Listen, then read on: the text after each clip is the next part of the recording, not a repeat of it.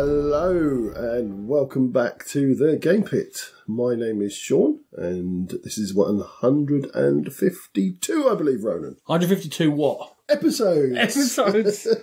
Oh, elephant. Oh, cat trees, because I'm staring at one. Are you just saying things in the room that you love? I'm just saying I love lamp. I love lamp. Hello, everyone. You're very much welcome back to the Game Pit podcast. This is another Pit's Bit. We've got 8 games, Sean. We have 8 games, and I've been upsetting you with some of my choices. I had to learn a couple of fairly deep euros to play part in yours. Unusually, I've played 3 of yours. I know. In recent times, that hasn't been so easy, but it happens we had some crossover and what have you. So that's going to help for a bit of chat. It has, it will, and as usual, I've played none of yours. So you'll just listen to me prattle. I will. Speaking of which, Tainted Grail. Tainted Grail, Ronan. Should we fire into it? Talk about it. Okay. 1 to 4 player, 2 hours, Kickstarter phenomenon from Awakened Realms, who are quite used to doing Kickstarter phenomenons. They are. Nemesis Lockdown, 5 million something pounds. Something like that. But I think that's $600 million. Yeah, but I think that's to do with the lockdown across the world. I think people are just Well, it was smart branded. yeah. I was going to mention Nemesis at the end because you reviewed it and we chatted about it a bit, but now I've played it. Well, you've just played it, Ronan. So you've had a day, an alien day almost. Well, it was a weekend. Sorry. We've been doing classic movie weekend with the girls most weekends, watching stuff and Alien's 41 years old. Oh, I feel old. So we watched Alien one night and the next day the 4 of us played Nemesis because it is Alien the game. Pretty much. And you really liked it? I really liked it, yes, I did. I did understand the fragility of it. I did understand that it was one of those anything can happen games. Sometimes the roles don't necessarily mesh together very well, but I just loved the experience that the game gave me. Definitely an experience game. Definitely not as heavy as it first appears. There is a bit of learning to it, I found. But once you've got it, and again, the Awakened Realms rulebook is not the best structured. It brings in exceptions before it explains the structure of the game, so you're kind of learning things where you don't have the basis of what's very hard to go back and like if you can't remember something exactly, very hard to pick it out of the rule book. Something that exactly links into Tainted Grail, I found. Same sort of structure of a rule book, whereby tell me the whole overall picture, then give me the details. But you're not getting that. You're getting the details first. But anyway, in terms of Nemesis, we only played once. It went horrifically wrong. We got fire kicked up and it exploded twice. And we never had the fire suppression room. In fact, we never knew it was in there because we didn't we literally played it as if we'd woken up. And so it curtailed very short, but they all wanted to play it again. But yeah, you got to round 5. I did actually say to Ronan, were you just crapping fire wherever you went? But that took 2 hours. The teach and for 4 players to get to round 5 took 2 hours. Yeah, but that will ramp up because you'll know it now. Yeah, well, this is something weird. It does take a while because all the different rooms do something different and there's lots of different items and everyone's got their own different quests, not just your objectives to do, but also your own items to unlock by doing things. Oh, it does take a while, yeah. It's definitely one that you're going to have to put some time aside for. So we really enjoyed it, but it is much more about story than mechanisms, which is, I think, for me, the right way to go on these sort of games. I just want to get on with it. Yeah, I really did get the feeling of Alien. I really did get the feeling that something was going to jump out and you were quite cautious and you had to worry about where you were going and how much noise you were making. It has the face huggers and everything. Yeah, no, so Nemesis is good. You won't be able to back it now because the Kickstarter's over, so this little re-review was a bit late. But if you missed it, sorry. It was good. Shall we talk about Tainted Grail now? Let's do it. I'm going to scratch that off the end of show thingies to do. Show thingies to do? You know, at the end when we just talk about some things, it was in my list and now I just thought, well, I'll do it now. Well, go for it. Okay, well, I did it. I did go for it. I don't need that. Tainted Grail by Krzysztof Piskorski and Marcin Swiekot. It is set in a land of Celtic myth, taken from some Cornwall legends, Welsh legends, a lot of Irish influence. You're actually set in a land called Connacht, which is the province of Ireland that we're from, our family are from. And you'll see lots of very familiar names. You'll see Camelot, Mordred. The King Arthur actually is there. Mm-hmm. you'll see the lady in the lake. But the whole thing is there's this sort of other side, this foggy world that's slowly breaking through. And it's a land of isolated communities whereby each community has its own feel and its own place. And there's a plague spreading across the land as well. And you guys are not the heroes. You're like the heroes' sidekicks who've been left behind. And the heroes have gone off to try and fix the world and repair what's going on. And it seems like it might have gone wrong. So you're sort of following in their wake, trying to find out what they've done, what's going on. You don't have an idea what's going on in the sort of the big political world because you are local villagers and you're having to uncover this whole story as you go. Now, Tainted Grail, I think, got a lot of attention because of its setting and story, Sean, because it offers this fantasy but with the familiar at the same time. And it definitely helped lure me in. Obviously, the look of it is brilliant as well. But definitely the Arthurian legend, and combined with that sort of Celtic myth, it's going to inspire a lot of people, and it's known across the world. Really, those names, Mordred, Arthur, Lady of the Lake, they're known across the whole globe. So it's a good starting point for a game. I think you've already got that familiarity. So from the setting, in terms of the story, it's broken into 10 separate chapters. The way it does the actual story as you unveil it is that there's a sheet of what they call story points. And I mean, there's like 60 on there and some of them are just one-offs. So if you get to an encounter, it's sort of like a choose your own adventure book that you go through. And if you do an encounter, it might say, right, now mark this status. And then further on, you might come to a thing and it'll say, have you got, I don't know, red boots on? If yes, turn to this. If you haven't, then continue and go to the other ones. Right. But then there are multi-part ones as well. So you unveil part 1, part 2, part 3, up to part 6, or some of them are 8-part things, whereby if you do them all and you uncover them all from around the place, you obviously unveil a massive change in the story. Mm-hmm. You might change the course of a war, or you might change the course of the plague, or you might completely unveil and let things come through that you didn't want to let through. And that is one of the cleverest things they've done with the story, that it feels persistent. It feels like your achievements carry on, but in a very low mechanism way. You just literally tick in a box. So 2 things I want to ask you specifically around how that is structured and the writing itself. So that feels to me like it could go horribly wrong if they don't sort of match up certain storylines. You could sort of feel like you've been left in limbo. And also, the writing, I think, would have to be of a top notch. Does it all marry together, and how is the writing for the storyline? So for the writing, I gave it one of our end-of-year awards. I didn't know at that time, but Krzysztof Piskorski, who is credited as one of the co-designers, is a top Polish fantasy writer. Oh, okay. I remember I said it felt like they got an actual author in, not someone who writes, but an actual, it shows.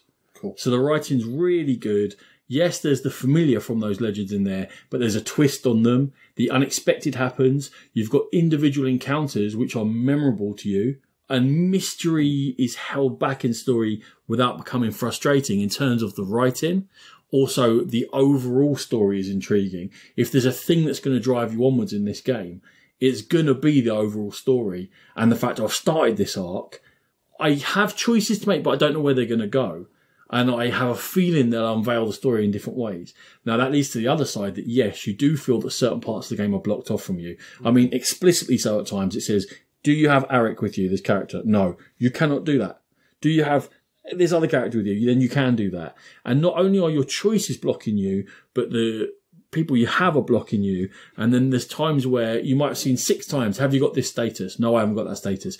I haven't never encountered a way of getting that status. So there's always things behind the wall, which I'm guessing is what they're hoping will lead to replayability. I think that makes sense to me. Like, some games do that, as we've talked about with a little bit with Lord of the Rings, said that it's got that sort of time against you sort of thing going on, where you can't explore everything and you can't explore the world because there's a time within the game, there's a timer within the game. This it makes sense. I can't do that because I can't experience whatever this character brings to the game because I haven't met this character. So that's fine. I don't mind that at all. The flip side of it is, though, that in terms of the story being slow to develop and a slow burner, it's hard to move around the map. So you've got this idea there's this wide open world, but there are these huge statues called menhirs, and in order to unveil more of the world, you can't just walk around the place. You have to activate menhirs. They're always very expensive. The more players you have, the more expensive they are. You're going to spend a fair amount of your time playing just grinding to get the resources to light up a menhir, to then allow more to open up. The feeling of the grind, if you just had to get the resources to light up the menhir, okay. But the fact the story is slow to develop adds to the feeling. And then the third thing I'll say is that it's hard to level up your character. What we found is very expensive in terms of XP. There's a development system. You've got 6 attributes. You can add to them. But then once you've added to them to get to level 2, you can add special skill cards, which really make you super powered. But it takes a long time to get there. Which absolutely blends into what I was about to say, Ronan. I've looked at a couple of comments, and these are kind of mixed comments. I haven't gone for just negatives. Like this, for instance, this first one says that it's a bar raiser for production quality, oozing with theme, addictive combat filled with great lore, indigestible amounts. They thought, but they go on to say about the mid-game grind to relight the menhirs. It goes beyond the excessive into tedium, and they go on to say that that's what drags the game down a little bit. This is where, from what I've encountered from people who've played it and chatting, that it's all about the tolerance of your group and how you want to play a game. Because some groups are going to get enjoyment from the fact that this is hard and you're slogging through, and they're going to get reward from, right, we're finding that it's menhir, we've got access to 3 more cards, 3 more locations we didn't have before, we're now going to slog through this, and they'll find that every step along the path is progression, and that's what pleases them. Other people have house ruled the menhirs, for example, to say, look, no matter how many characters we have in this game, we're going to treat the menhirs as if there's only one character playing, so we have to do something, but we're not spending all our time grinding away. Now that's going to make the overall game easier, because you're going to get through quicker, but you're going to get to enjoy the story. So what are you there to do? Are you there because you want to get through it, see the story and experience the story? Or are you there to take on the challenge of, this is bloody hard work to experience it? And it's going to have to fit your group. And it's not a game for everyone. Which again, kind of blends into my next sort of point to make to you, Ronan. So this person on Board Game Geek has said that it's an excellent solo game. They think it plays in a very similar way to The Seventh Continent. They even go as far as to say they feel that this has got better mechanics. And they're not worried about the grind. They just enjoy exploring, role-playing the characters, etc. But what they do say, they couldn't imagine playing it multiplayer. And they feel like it was designed to be a solo experience, but then maybe the extra players were added in for retail value. Well, Lummy, here's a question. Downtime is a problem. That person previous to this one said that they really like the combat system, and the combat system is innovative and it's different. What it is you have a deck of cards, you draw 3, you put them down, and depending upon what attributes you have, they trigger off each other, but you need to make them trigger, and you have to play them in certain sequences. There's a certain lack of agency there because you've got a very small hand of cards usually, but there is a way to build your deck up if you spend XP, which means you're not getting the super skills to make you super powerful. You're improving your deck by spending your XP instead to make that side better, but you've got 2 different decks for each character, a diplomacy one and a combat one. And it can be slow to get them going. And generally, if you've got one character that's good at combat, they won't be good at diplomacy, and they might get hit by a diplomacy encounter, and it can be very grindy. Now, in terms of how that links into how many players you play with, that's downtime. You're just looking at someone struggle with some symbols on a card while they put them down and put them down and put them down, and it's not thematic, and you don't feel like there's a combat going on. You feel like there's a clever little card combo game going on, but it's not part of the story. I mean, that can go on for several minutes. Yeah. Now, if you're playing with more than 2, if Sean has an encounter, then Natalie has an encounter, then Rachel has an encounter, I might be getting up to 20, 25 minutes to go, right, my action is I walk to the next tile and we go back to the other 3 again. It's an issue with the game. Yeah. The problem with playing with one character is I would feel that it's too much is blocked off from you. And you don't get to do, if you're not that person, you're not this person, you haven't got that skill, you haven't got that ability, you're no good at diplomacy, that's 80% of the game you can't play. You're down one path. As soon as you have 2 different characters, you're unveiling different aspects and you can help each other. It becomes a more interesting game, but at the price of that downtime. Yeah. So again, it's one of those things that's a balance for your game group. If you don't mind the downtime and you can enjoy watching someone else play the game, okay. But everyone's going to have their own limit to that. Well, I'm out, Ronan. In terms of, I haven't got any more to add to the conversation, but I'm interested in your final thoughts because it's probably going to solidify whether I want to play this game or not. It's probably not. Because I don't know. Okay, well done. There's one other thing I want to say to you quickly is that a part of the resolution for a lot of the encounters, and it can be quite important, is just a roll of a d6. Now, while you can have additions here and there for things for it, it's quite often just a roll of a d6. And it happens often enough that if you roll a 6, great, you've done something that was hard to do. If you roll a 1, you get punished. Especially in the early chapters when you're really not very powerful, that punishment can be harsh. And you actually, when you get punished, you get thrown back into more of a grind. So it slows you down again. Yeah. So that aspect felt a bit funny. And overall, it's an extraordinary achievement in terms of its production, its story, the experience it's trying to give you. But to me, you're going to have to find the right way to play. It may be that out of the box, as written, the way it works is the right way to play for you guys. Then you're going to absolutely adore the game. It's going to be one of the best games you've ever played. It might be that you're going to have to decide how much, like if Rachel and I are to continue, I think I might say to her, right, these men here now cost for 1 player, not 2. Yeah. Because we're just not enjoying doing that. We're just, off our 6 energy a day, sometimes 4 energy a day, if we're spending 3 or 4 just collecting stuff, it's now become a Euro game with no resolution because we're just spending that stuff back over again. So we might lean that way. If you have the patience to do that, and the story is so worth experiencing that I would recommend it, but you have to have that patience with the game. Very good. So I don't know whether you really haven't helped at all. Well done. Well done, you. I got frustrated with it and I was tempted to trade it away. And then I realised I paid for 2-wave shipping and I've already got an expansion that's going to turn up at some point. And that may have given it the stay of execution because then actually I put it back on the shelf and go, well, okay, let's play this to resolution, but it's forcing me to find a way that will make it fun. Because for 1 chapter, it's taken us 3 or 4 hours. And 2 of those hours might not be fun, but the reading and the discovering is. So we always say that you get into games to have fun. You don't get into games to follow rules exactly. You find your own path and you find what's fun for you. So, as in life. As in life, indeed. Talking about games that require investment and can be quite grindy and you've got to really work out to make them fun. Sure. If I had any hair, I'd pull them out playing this game, trust me. Right. My game I'm introducing is Clinic, and this is the new deluxe edition. I did talk about this on my best of 2019, so there are some spoilers there. It is designed by Alban Viard, coming from AV Studio Games.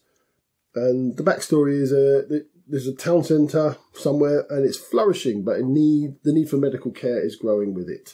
Us and our business partners are looking to build a clinic, but during the building of the clinic, we encounter creative differences and decide to break off, and each of us is going to build our own clinic, the clinic of our dreams, Ronan. It's about making money, mate. It really is. It's not about helping people at all. It's quite funny in the book about how cynical it is.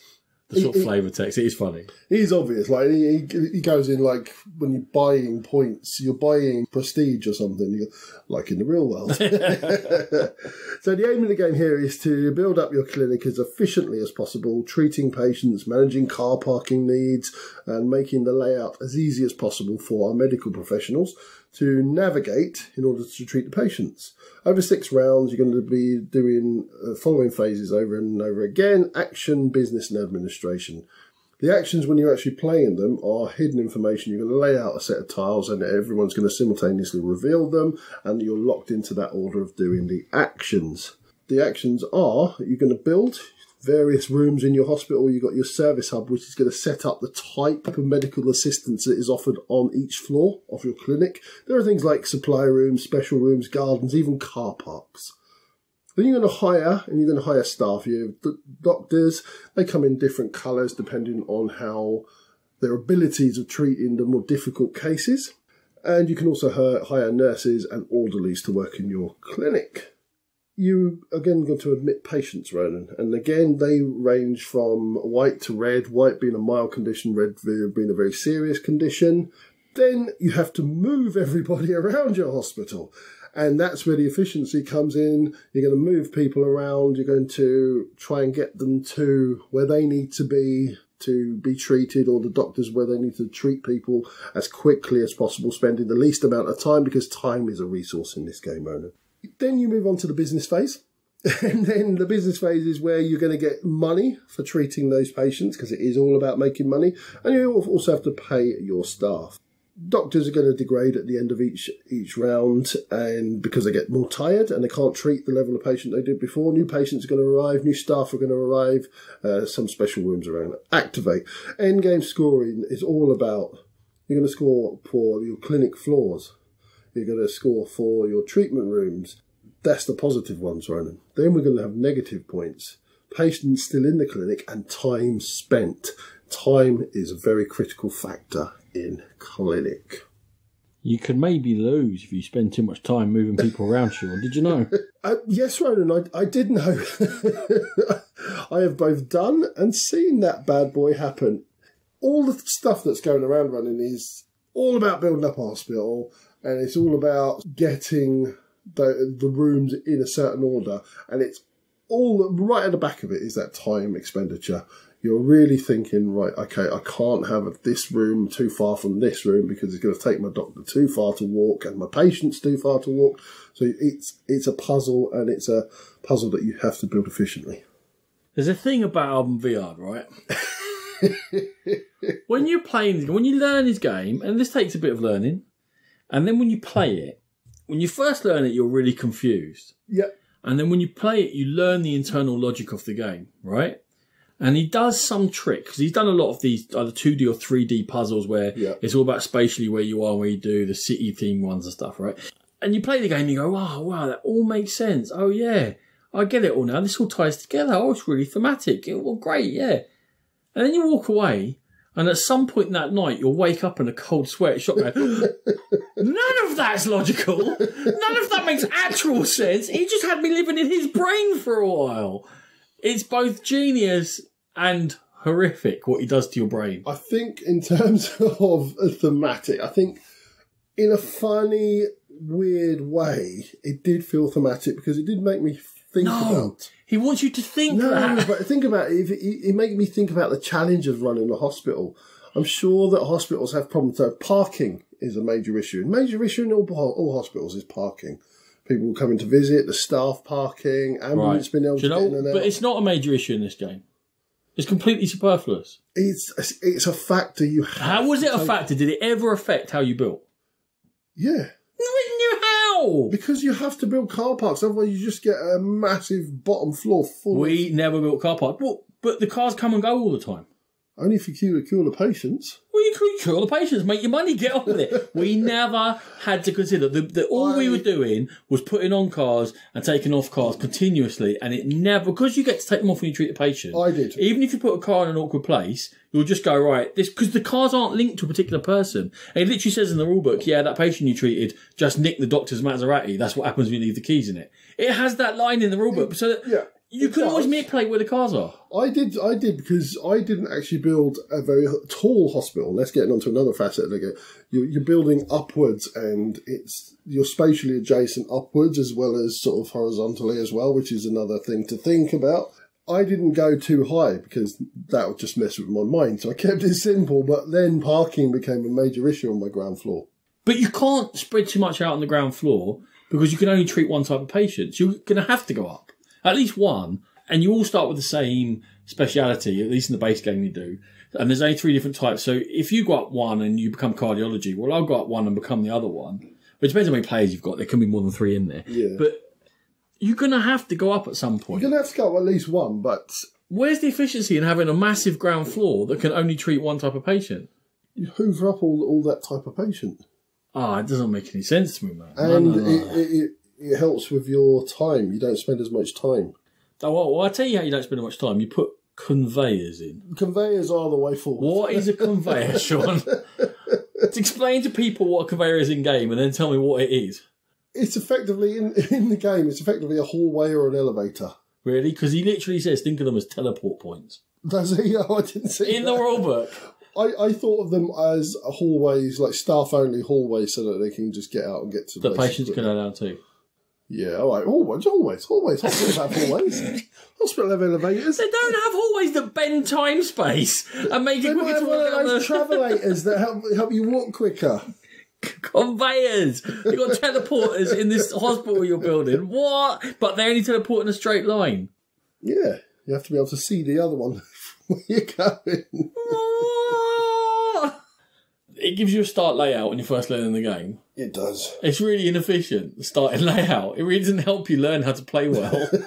What was the game in the last episode that we chatted about and I was moaning about the start layout? Trismegistus. Oh, yeah. It's not that level of heinous. But why do they give you these layouts that then block you from building up well? Because you can't trigger off it. In a funny way, it makes you think about how that could have been done and makes you think about how you could have done it better. I don't know. He is a mad genius. He's a cerebral troll. He gets fun from thinking all these people are trying to think their way around these puzzles that I've just made fiendish.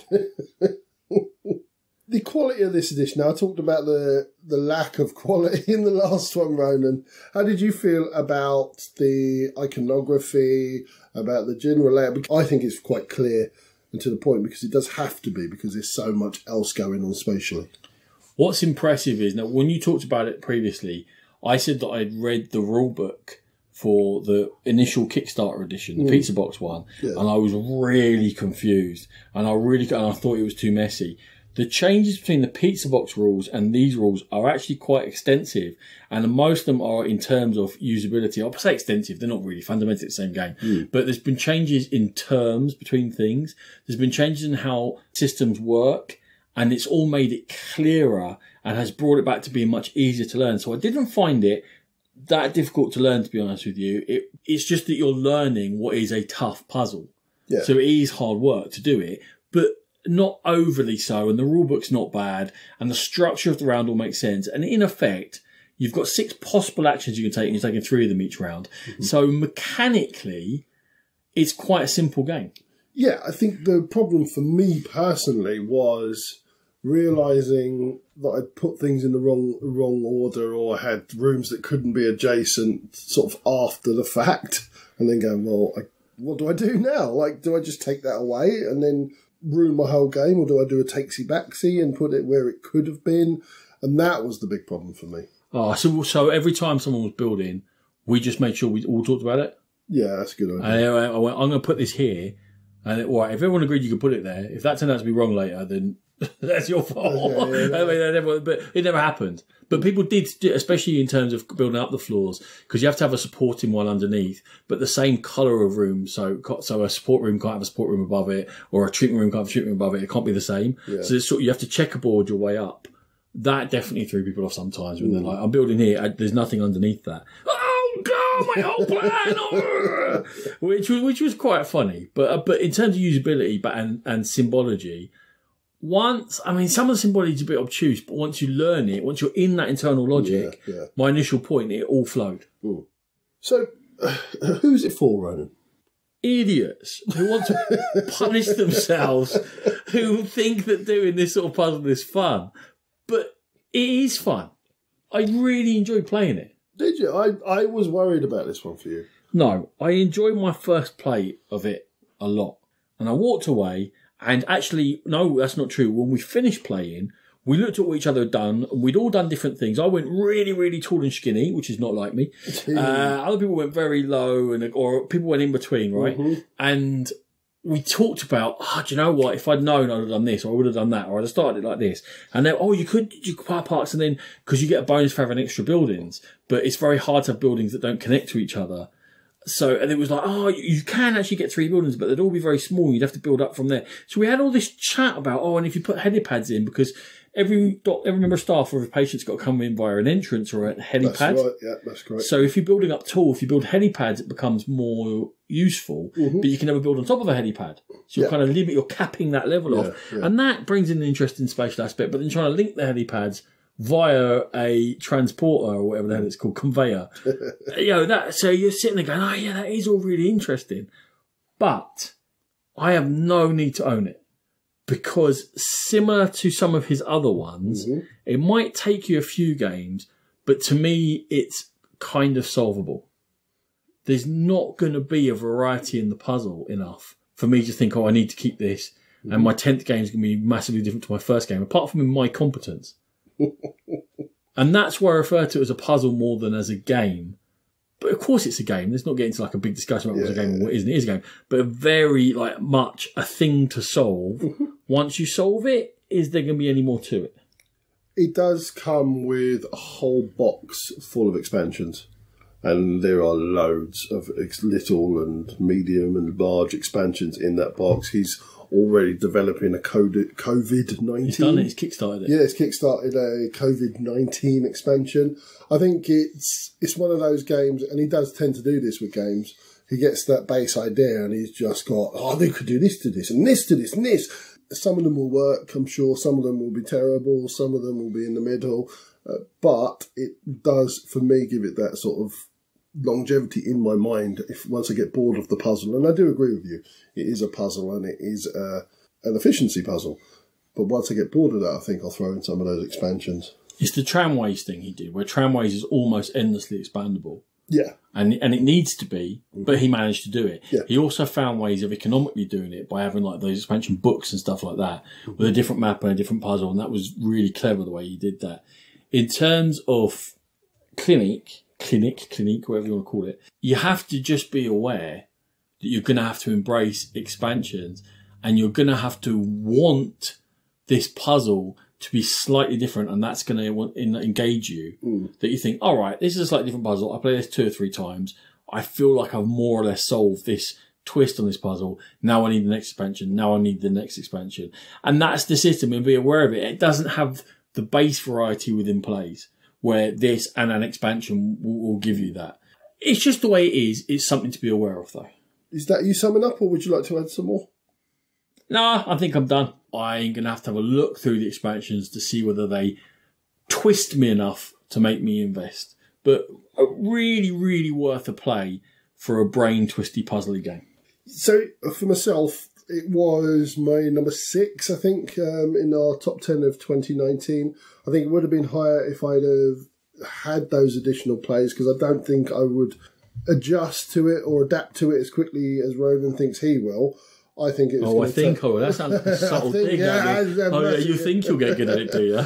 Because I think there's so much to juggle here with making sure you obey the placement restrictions, making sure you have the parking and the right patience, and minimising your time, which we've all talked about. We didn't talk about hiring staff, and then there's a mechanic at the end of each round where you can only use the money you have earned that round to buy your prestige points, which are the points that are going to win you the game.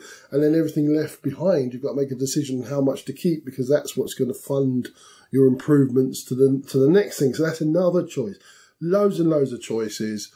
I really enjoy it. I really enjoyed the theme. I've talked about it ad nauseum in terms of I really like hospital. If you mentioned theme hospital again, I was going to say hospital themed games. You really? I like Dice Hospital. I like this. I like some older computer games, so I'm not allowed to mention about it. And for me, Clinic is an absolute winner, and I think I'll be enjoying this for a while to come with all those expansions. Beautiful. We need to go to something lighter, because we've gone heavy, and the fourth one's heavy as well. So, we're going to Stella. Stella is a 2-player, 30-minute game from, am I allowed to say the name of the publisher? I don't know. I didn't even look to see who it was. Renegade. Oh, God, no. It's right, Matthew Jew's right here, you can say it. Renegade, bastards! That's not his accent, I don't care.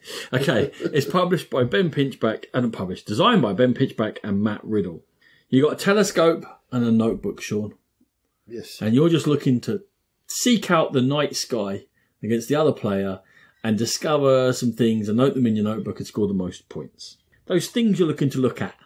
I'm going to use look a few more times.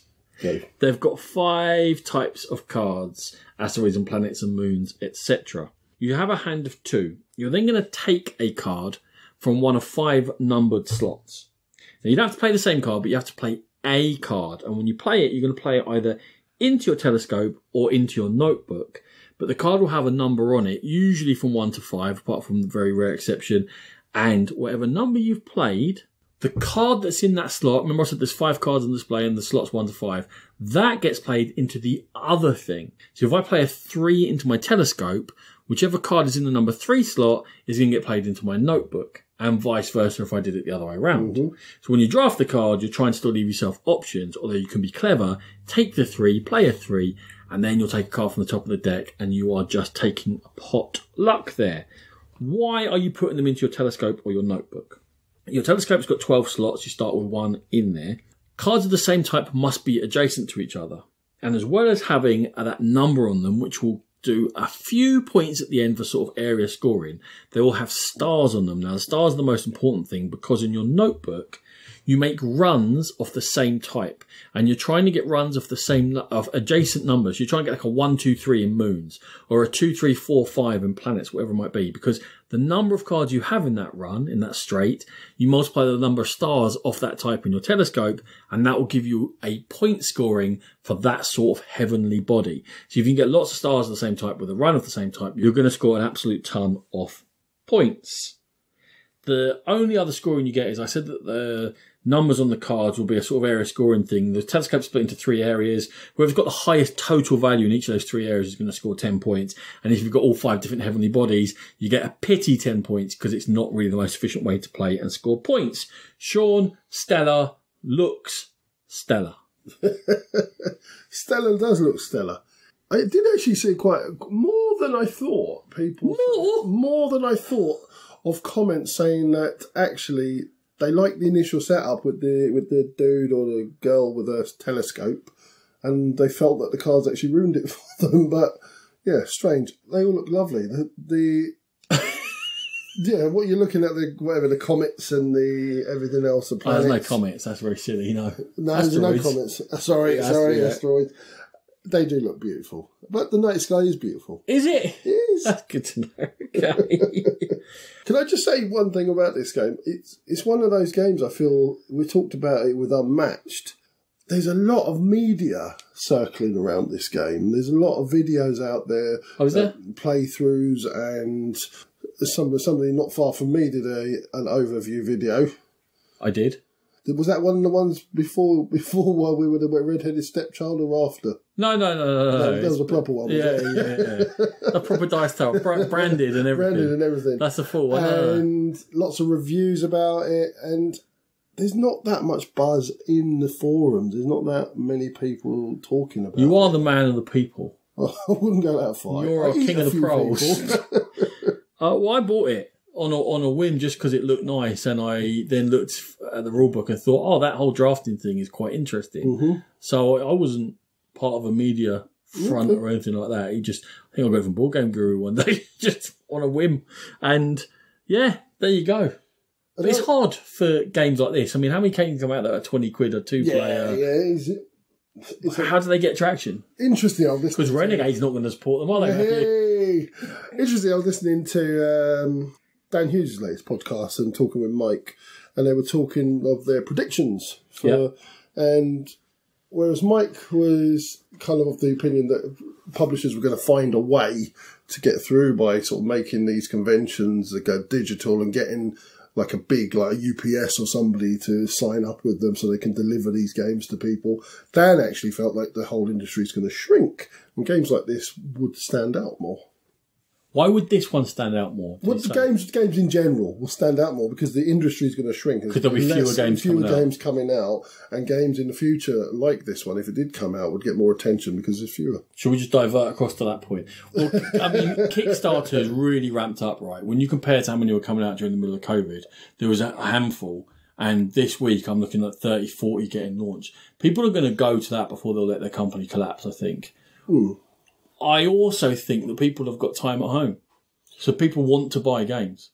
Now, one of the things that actually I quite like is that I have seen from, it's only ever anecdotal, lots of people rediscovering old games they haven't played enough. I just told you that a couple of nights ago we just had a night of fillers. We never do that. Yeah. We just played Love Letter, and we played Parade, and we played Best Treehouse Ever, and sort of these games that we never play anymore. Came out again, and it's great, and it's lovely because we're sitting around and it's like, what should we do? We've seen each other a lot in the last few months. But I think the main crux of that will become apparent once August hits and there's no Gen Con, once October hits and there's no Essen. That's the main driver for the year ahead, isn't it? Yeah, but I was thinking that it could be a healthy thing, because that whole Essen obsession could get spread out. And people won't just be looking to spend $1,000 in 4 days.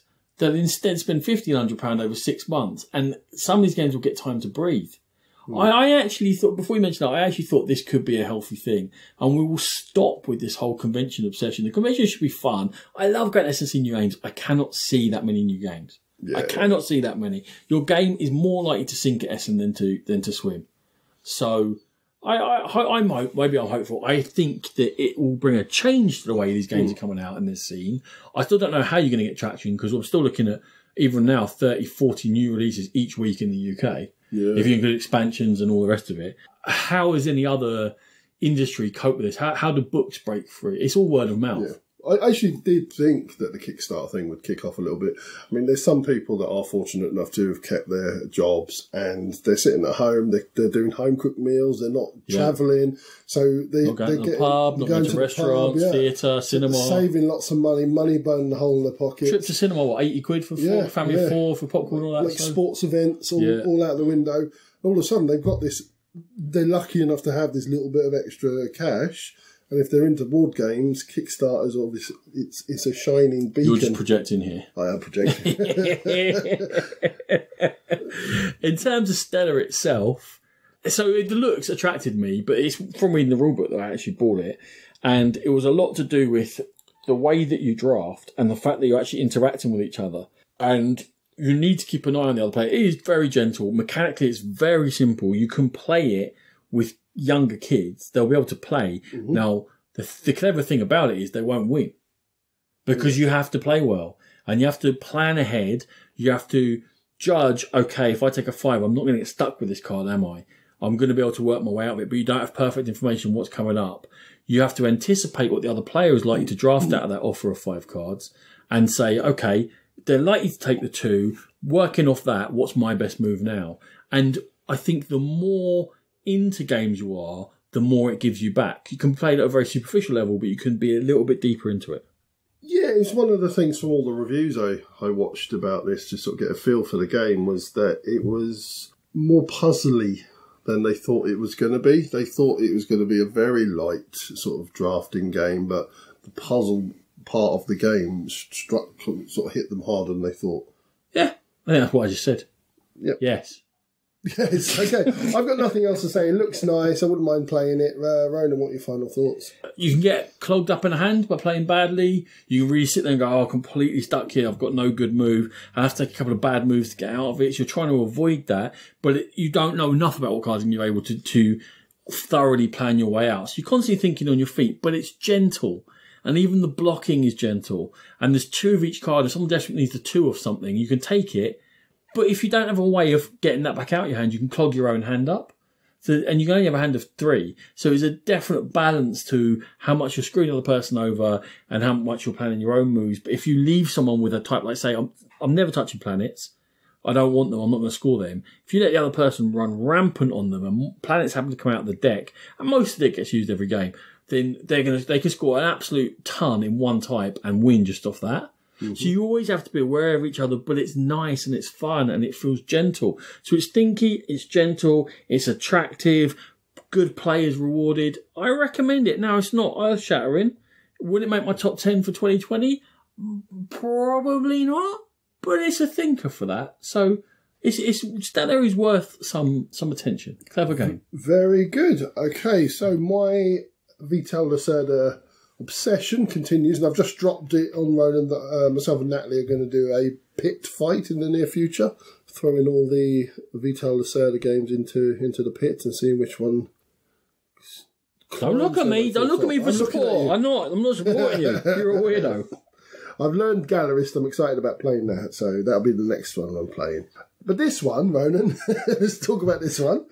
Oh, and can I just jump back? No, tell us what the name of the game is. I'm dying here. What is it? We will be talking about Lisboa. Okay. I do want to jump back because we kind of piggybacked on Dan Hughes' podcast and didn't say what it was. It's sporadically bored. Go and listen to it. No one listens to this. Doesn't know what that podcast is. You might just get that one listener out of us, all right? Your mum might decide to listen to him. Sure. Okay, so Lisboa, obviously designed by Vital Lacerda, coming from Eagle Griffin Games. The story behind this one is in 1755, Lisboa suffered an earthquake, and that was followed by a tsunami, and that was followed by 3 days of fire, obviously leaving the city almost destroyed. The king and the prime minister worked with some prominent architects to rebuild the city, and we're going to play noble families who are working with the king et al. To rebuild the city better than ever. King's name's not et al. Yeah, as you know. No, you sure? Yeah, I am sure. Damn, I got that wrong. And at the same time, you're going to try and earn yourself some influence and power in the court. I'm amused myself. He's laughing at his own joke. Don't let me distract you. He's sitting there wobbling in the corner. So how do you play this game? So the board itself is... No one knows how to play this game. Nobody knows. You don't even know. I've played it. I don't know how to play it. I'm going to go roughly over here. So the board itself is split into two distinct areas. You've got on one side, you've got the royal court and an influence track. And on the other side, you've got a grid which represents the city of Lisboa itself. And that's... God, he's now mocking my hand movements, which he does exactly the same. He's Missy Elliott at the microphone. This is what you do, yeah? Around this grid are all the rubble that you've got to clear, etc. So did you know the bit in Get Your Freak On, Missy Elliott? Get Your Freak On. You know she does the thing where she's saying things that aren't words? Yeah. She's saying the lyrics backwards. Oh, is that what it is? You were this old when you learned that. This day old. There we go.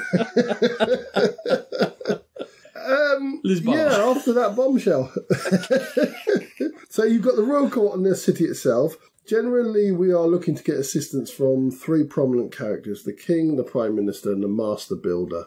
This is to both build up Lisboa and draw people to new business by erecting landmarks and prominent public buildings. This was really hard if you're going to snigger at every mention of erect, because there's a lot in here. There's a lot of erections, all right? It's a game about erections. It's a Vital game, so I need that. Well, I'm playing it, obviously.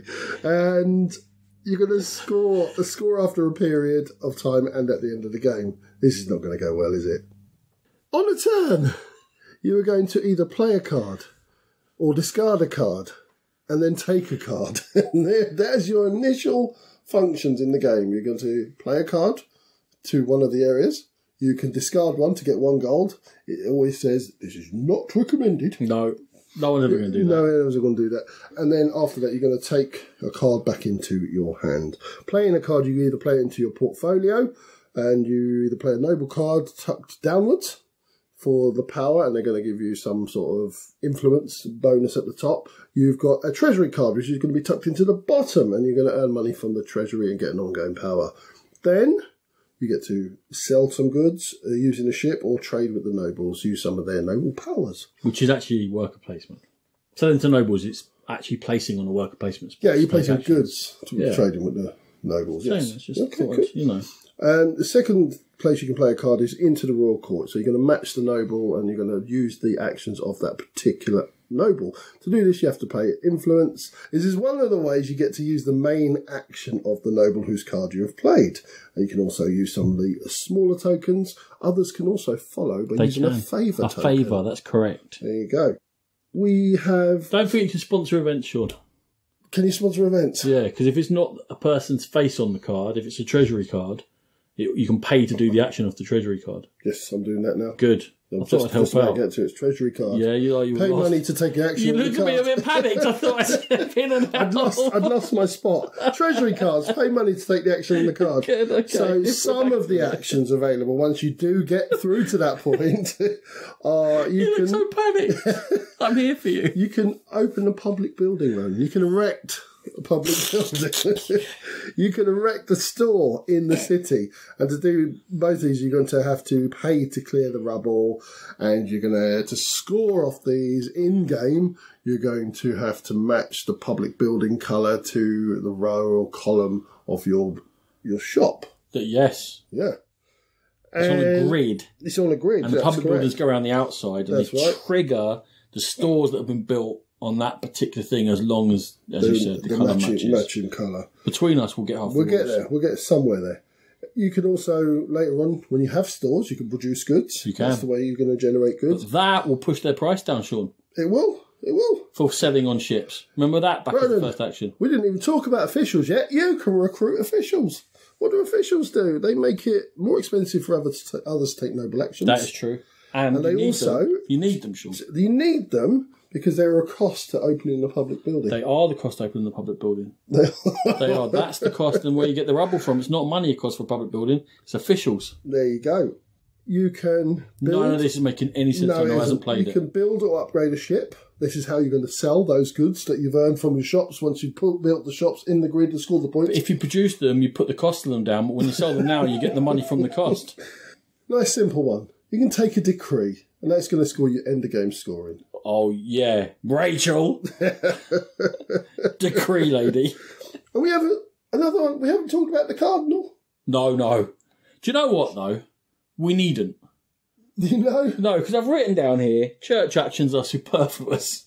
They can be quite handy, though. Yeah, but they didn't... Because you're moving around, there's a little tiny track in the middle of the board. There is. And you move the cardinal around the board, and whatever tokens you land next to you have a choice of which one to take, and those tokens can be quite handy. Don't forget, it also triggers an influence. Also, it is needed because it's the way the economy builds up and the treasury gets... But you could just influence some money now. Influence and money. It's like a timer on the game, but it's an overly complicated one. Where you have to take those tokens, but in order to trigger an influence, you have to give one of those tokens back. And we talked about royal favours. You can use an action to get one of those royal favours so that you can follow on from people. You can. Ronan, I'm going to flip my page over because this is a two-pager. Did you say your tome?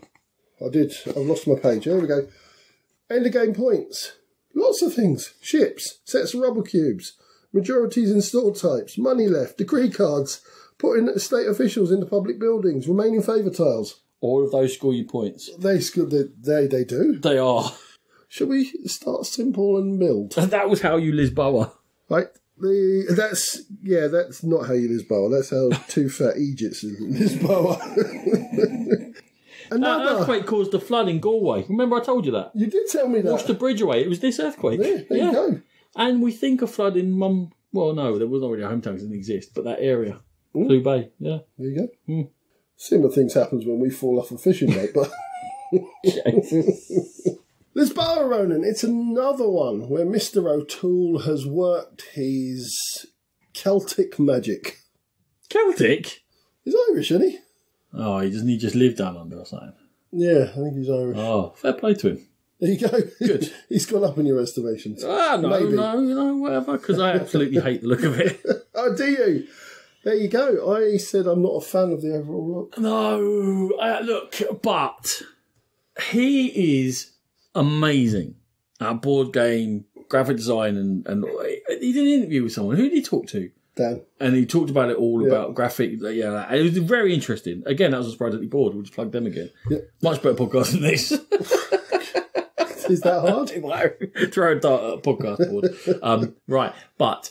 So he clearly knows a lot more about what he's talking about than I do. And this was done for a reason. It was made to look in a particular style to invoke themes of the style of Portugal then, because obviously it was an absolute economic and cultural powerhouse at that time. So I understand why. It's just, you know, the whole thing about messy, about the table, about the board, about cards. I can't think of things that are too messy. And to me, it's a little bit too messy. And it just doesn't help me understand the game. For me, it was more the pastel sort of colours. It all felt a bit samey, and I think the thought that came to my mind, it felt authentic, although not visually appealing to me. I'll go along with that. I mean, you're much more sophisticated visually than I am. I was just a bit, this isn't what I would choose it to be. I don't think it's overall attractive, but I understand why someone else might think that. Just here's a little not a sideline, because it's about this game, but about all of those Eagle Griffin games. They are very well made in terms of component quality is high, but they absolutely have to be because price is very high. Now... Oh, he's sitting back now. The arms are folded. Now, I tell you now, let me have a little think about that. Now, right, when I find one whose gameplay is good enough, I'm perfectly happy to pay that money. Because the quality is so good. The quality of this is fantastic. Is it £120 fantastic? No. We'll get to that. I mean, can you get it for less than that? I'll look it up in a second. You did. That's the reason you own it, because you found it cheaper. Yeah, I think I got it for 70. That's right, yeah. Yeah. Which is a lot of money for a game. A lot of money, yes. But I had looked into it enough that this is the Lacerda I wanted to start with. That I was like, this is the one that most appeals to me. Oh, I might play Kanban, I might play one or two others, but one that I want to actually dig into and play a lot of times. But I was like, this bow is the one, to try on Lacerda. If the gameplay is good enough, it's worth that money. What it puts me off from doing is that I never purchase them to see if the gameplay is good enough. Because I'm not spending those prices. I'm not paying those prices. I'm not paying those prices to discover a game as a disappointment. It's too much for what you get. Only if it marries the great gameplay will I then say, okay, that's worth the investment. But that requires me to have some plays of it. Yeah, absolutely. I think that for me, it kind of tickles my illness in that I do love games to look good and to feel good and to have that sort of that table presence. And all of the Eagle Griffin games do that. They have the lovely tray that they come in where you can put the components. The board's great quality. The cards are great quality. The cardboard chits on tokens are brilliant quality. They come with little baggies of spares in case you run out of things. And yeah, that's my illness. And I know it's my illness and I completely own up to it. But I do love playing with those games. I've got some bad news, by the way. Go on. It looks like this bar is out of print. Is it? You can maybe get a copy for 93 quid, but on Amazon it's 153 quid. Wow. Yeah, no. No, even I wouldn't do that. I got my copy at Gallerist. I searched because it is, you can only get it from Eagle themselves, and I think that's a particular, what's the word that I'm looking for? I don't know, I'm just shaking my head. I'm just a weirdo. Absolute weirdo. But no, I didn't get it from Eagle. I found it from a random American store that do Kickstarter versions of games, and it cost me less than if I bought it from this country presently. Right. Fine. It's like $90 or something. Really? $90? But I had to pay 30 quid. I had to pay $400 shipping. No, not shipping. Import tax when it got here. I got whacked on that for Dino Shift. Anyway, right. Moving on from the looks and the price, the actual play. Yes. It's a Lacerda. It starts... No, we're not having that. No, you're having it because it's what it is. No. It starts simple and then it branches off. I don't think it starts simple. I think it starts simply in that you've got... I either play a card to my portfolio or the Royal Court or I discard a card. That's a very simple start to a game, and then it avalanches into options. But the problem with this is, and indeed with other Lacerdas I've played, is it doesn't start simple. It becomes simple towards the end of the game. At the beginning of the game, you do not know how to get to where you need to get to. While the actions themselves might be simple, to see how I'm going to take these actions and turn them into a series of actions to efficiently produce something which will then re-kickstart what I'm trying to do, so that I can go through that cycle again of production, whatever it might be, sale, card, to then get advanced by building something, to start it again, to go again, is difficult. And with these games, it's easy to not find the gear in which you should be running your engine, and therefore to misfire and have it frustrating, whereby by the end of your first game, to build a building, you go, yeah, I just do this and this, I've done it, sell them, do that, do this, because I have stuff then. He never starts you off with anything. Yeah, I think we were going towards the same point, but from different standpoints. I think mechanically, the choice of one play card to one of three locations, basically, is mechanically simple. I've got 2 points to make on that. One, it is mechanically simple. It has not been explained for humans in the rulebook. Every Lacerda game, you have to play a learning game. He's trying to teach you everything before he's taught you anything. Yeah, and and the rulebook kind of throws in bits of history and bits of... I actually quite like that. I like it, but not when I'm first learning. No, it helped me thematically. Did you? Okay. To then be able to teach it. It kind of put me off because I start thinking, oh, that's interesting. Now, where was it? Oh, damn it! But you can have just at the beginning, right? You can have this. Here is the rules written in human, right? Here's the structure of the game. And then we're going to go into all the details later. You can say, look, mate, there are two things you can do with these cards.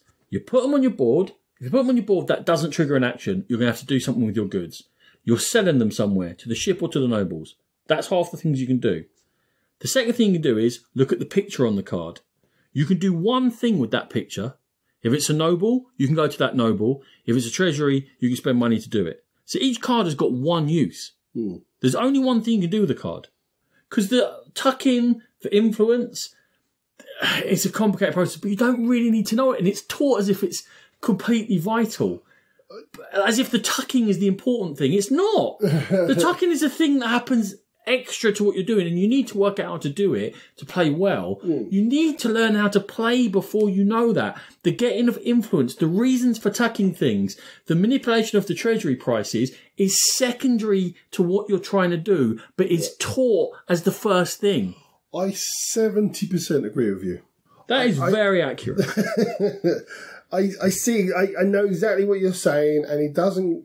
The format of the rules isn't how I would ideally like them, but I do think by the end of that rule book, it all starts to come together in my mind, and I start thinking, I think I know how to play this game. You're lying. Am I lying? How long did it take you from opening the rule book to finishing your first game? You're asking the wrong person because I read incredibly slowly. Well, you're deficient, but that's okay. I am deficient. How long from opening that rule book, in terms of investment, if you took breaks or whatever, to finishing your first game? I'm going against my own point here because I cheated with this one and I watched the gaming rules video. Okay, then add that in as the time you spend, add it all together. Oh, I would say 6 hours. I've got 6 hours written down because on a Sunday, I said to Rachel, do you want to try and take on this big beast of a game? She went, yeah, sure, honey. Okay, I'm going to have to learn this. It's going to take me a while. She went off and did whatever she had to do, just some reading, just whatever. I sat down with the rulebook, I read it, punched it, laid it out, brought her over, we had a chat, talked through it, played. It took us 6 hours. Okay, it doesn't need to be 6 hours. I shouldn't have to wade through that rulebook. And I had to. And when I finished the rulebook, I didn't know how to play. And when I started taking my first few turns, I didn't know how to play. I knew how to take some actions. It can be written in such a clearer and more helpful format that guides you through. I promise you, I guarantee you, I can teach people this game in no more than 20 minutes. And they will know what they are going to do. Yeah, well, it is something that you're very good at teaching games. I don't mean just me. No, I mean, people can do that. For me, and again, this is kind of proving your point a little bit. I had watched the Gaming Rules video. I had a much clearer idea of what was going on in our first game with Natalie, whereas she was... I'd explained the rules as I'd interpreted them, and I'd got most of the rules in there, and they were all correct. She just didn't really know what she was doing. I probably less did it. We went through the rulebook in the way it's written. I already had an idea of what's going on, so I was... That's kind of proving my point. Yeah, that's what I'm saying. If you go in the order of the rulebook, it's a terrible way to teach I'm going with you on this one because I'm thinking about it now, and Natalie had no idea the first turn round until right at the end, and she really didn't like it the first go round. I mean, and her view on the second and third plays completely flipped. She was like, actually, this is really good. I'm really enjoying it. I mean, we'll get to my opinions later. Okay. I'll tell you what we have to be careful of here, all right? There are some lunatics in this world. Are there? There are. Okay. And they put themselves through hours of sweat and pain and danger in order to, for example, climb a mountain. They will then have a feeling of euphoria having got that achievement and trick themselves that the process was enjoyable. The process was not enjoyable. The feat of having finished it brought you the enjoyment. And this is the psychological trick we need to be aware of when considering this power. It is hard to do anything. It's tough work. And as I said, it was Tainted Grail, but in a completely different way here. You have to enjoy that grindy Euro process of fighting through the game to get to where you want to be. But again, you're talking about the sense of reward at the end as well, though. You do feel I'd like rather enjoy the 6 hours than get to the end and go, oh, God, that's over. We got through it. I didn't have that reaction. I went, that was tough. I feel like I've had a proper mental brain workout, and I'm glad of what I've achieved, because I've actually not done as badly as it looked like I was going to do. Well, I did. And decreed into. Oh, you got mushed, didn't you? Oh, it was bad. Okay. So, is it worth the 6 hours to learn and play? Is it worth the effort? Is it worth the struggling with the obtuse rulebook? These are the questions one must ask oneself every time you come across a Lacerda game. And for me, he's a fecking blade dancer. And he's dancing right along the razor's edge, all right? And he cannot stay in the middle forever. He's either going to tip one side and I'll go, that was worth it. I'm glad I got this game and played it. What a good experience. Or he's going to tip the other side and I'm going to begrudge those many, many hours of investment. For Lisboa, he tips into enjoyment. Right. And it was worth it. And I had a good time. And I'm eager to get it back to the table. And I recommend it. I do too. We know that. You bought 82 Lacerdas. I thoroughly enjoyed it. I thought the player interaction, which we haven't really talked about, it was subtle. Because you're looking to see where people are scoring, and then not really when I played. Well, but then it flips to the obvious with the favour tokens, which is an obviously mechanic to sort of engineer player interaction. Slight issues with setup times on his games I've found, especially for the first game when you don't know where everything goes. I think once you get into the second and third games, it gets quicker, but the first one, it took us like half an hour just to set it up. I actually think the components help with this one. And the different colour card backs are very clear. You use the reds, then the blues, and the browns, and whatever it might be. But the decks are set up very nicely, and the architect tokens are very clear what's what, and everything's separated out nicely. So I think the components help along those lines, which is why I say I think Tool did a really good job, even if it's not to my taste. Cool. Right, so the theme on this one, again, everything makes sense. You can join the dots. Does it always feel like I'm building a city? Maybe not, but I'm certainly invested in the theme and the sort of disaster that befell Lisboa. Daunting but rewarding is what I would say about Lisboa. Lots to think about, but the theming and iconography make it easier than it could have been. And I thoroughly enjoyed my forays into Lisboa. And that was Lisboa. Right, Sean. It's expansion time, and not just our COVID wastelands. Hey! Architects of the West Kingdom, Age of Artisans is an expansion for Architects of the West Kingdom, and it rolls off the tongue.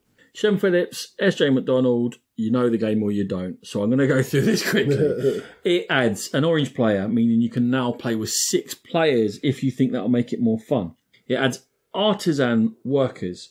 Now, those workers count as 2 workers the first time you place them, and they avoid the loss of 1 virtue the first time you place them, which gives you a handy kickstart to what you're trying to do. So if you desperately need 2 rock now, you can place that in and get the rock. I think it was also added to not lose the virtue as a way to kickstart the black market, because people tended to avoid it. Because if you use it too much, you get arrested, and also you wouldn't be able to build in the cathedral if you go below 5 virtue. People are starting on 7. I have a feeling that they had a look at that and said, people aren't using this enough. How do we do it? Oh, here's a way of avoiding loss of virtue. And it's also, you've got the quicker start. One of Matthew's issues with the game was it was a very slow start and a slow grind, he felt, to start getting in those resources. And I'm pulling a face at you. Why are you pulling a face? Because after 3 turns, and they're quick turns, you could have 6 wood. I know, that was his quibble about it. He felt it was a bit of a grind, and he should stick to the comedy. but this new piece, the Artisan, is going to give you 2 straight off the bat. It's a super powered piece. It's very small though, because until it gets arrested or you take it back, it's not 2. But then the next one doesn't count or something. So just the back next to normal one's again. 2. Yeah. Okay. You can, and this is the big thing when we're talking about the artisans, where you've used a meeple. When you build in a cathedral or the building, as you'll know if you played the game, you have to put a meeple into the guild hall and it stays there for the rest of the game. You may, as your action, lose another meeple and put it on top of one that you've already built with, but you can only do it once to each one you've built with. And in doing that, you may take a tool or an adornment. If you take an adornment, it costs you 5 money, 2 of which is tax, and you can add it to a building you've already built, only a building you've already built.